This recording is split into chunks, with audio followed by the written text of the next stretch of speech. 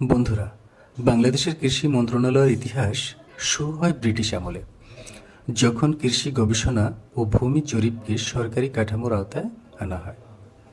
1906 সালে ঢাকায় প্রথম কৃষি গবেষণাগার প্রতিষ্ঠিত হওয়ায় আধুনিক কৃষি গবেষণার ভিত্তি তৈরি হয়। পরে পাকিস্তান আমলে বীজ উন্নয়ন, সেচ ও কৃষি সম্প্রসারণের জন্য কয়েকটি দপ্তর গড়ে ওঠে। স্বাধীনতার পর 1972 সালের 12ই জানুয়ারি কৃষি মন্ত্রণালয় আনুষ্ঠানিকভাবে প্রতিষ্ঠিত হয়। তখন দেশের সামনে সবচেয়ে বড় চ্যালেঞ্জ ছিল খাদ্য সংকট। তাই উচ্চ ফলনশীল বীজ, সার ব্যবস্থাপনা ও সেচ সম্প্রসারণকে অগ্রাধিকার দেওয়া হয়। সেই সময় থেকেই দেশে কৃষিতে সবুজ বিপ্লবের সূচনা হয়।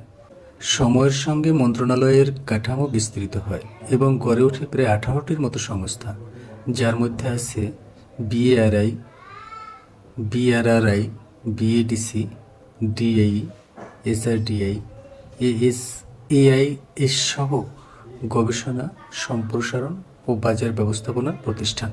এরা বীজ উদ্ভাবন, ফসল গবেষণা, মাটি পরীক্ষা, কৃষক প্রশিক্ষণ এবং কৃষি তথ্য সরবরাহে গুরুত্বপূর্ণ ভূমিকা রাখে।